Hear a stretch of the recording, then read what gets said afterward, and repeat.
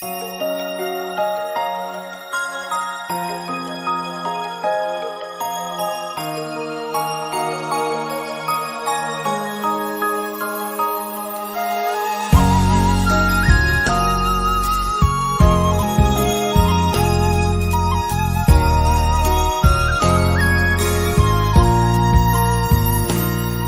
bên anh mà thấy anh, nơi ánh mắt man mát nỗi buồn. Hình như anh không vui khi có em bên cạnh. Từ lâu em đã biết anh, lòng đã yêu ai khác rồi. Giờ em buồn nên anh cố bên em mà thôi. Nhiều đêm trôi nằm nghĩ suy, bao nước mắt em rất âm thầm. Làm sao để yêu anh nên muốn anh vui lòng. Rồi thì em phải nên đâu để nói chia tay với anh. Em mỉm cười để cho anh ra đi được vui. Ngày chia tay em đóng vai không còn yêu anh nữa rồi. Lạnh lùng em buông tay anh xót đau lòng. Lúc anh quay lưng rời đi là kỷ tim em tan vỡ. Về nơi đó ở bên ai anh hãy vui. Vì yêu anh nên muốn anh bên cạnh ai luôn mỉm cười. Rồi thời gian cho vết thương em sẽ lành.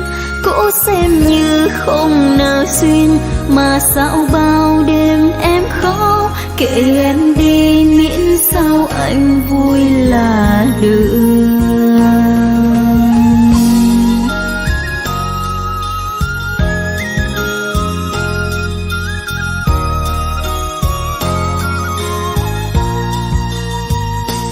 Nhiều đêm trôi nằm nghĩ suy, bao nước mắt em rất âm thầm. Làm sao để yêu anh nên muốn anh vui lòng. Rồi thì em phải nén đâu để nói chia tay với anh. Em mỉm cười để cho anh ra đi được vui. Ngày chia tay em đóng vai không còn yêu anh nữa rồi. Lạnh lùng em buông tay anh xót đau lòng. Lúc anh quay lưng rời đi là kỷ tim em tan vỡ. Về nơi đó ở bên ai anh hãy vui. Vì yêu anh nên muốn anh bên cạnh ai luôn mỉm cười. Rồi thời gian cho vết thương em sẽ lành. Cố xem như không nợ duyên mà sao bao đêm em khóc. Kệ em đi miễn sao anh vui là được. Ngày chia tay em đóng vai không còn yêu anh nữa rồi. Lạnh lùng em buông tay anh xót đau lòng. Lúc anh quay lưng rời đi là khi tim em tan vỡ. Về nơi đó ở bên ai anh hãy vui.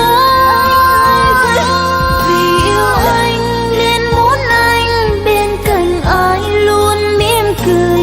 Rồi thời gian cho vết thương em sẽ lành. Cố xem như không nợ duyên mà sao bao đêm em khóc. Kệ em đi miễn sao anh vui là được.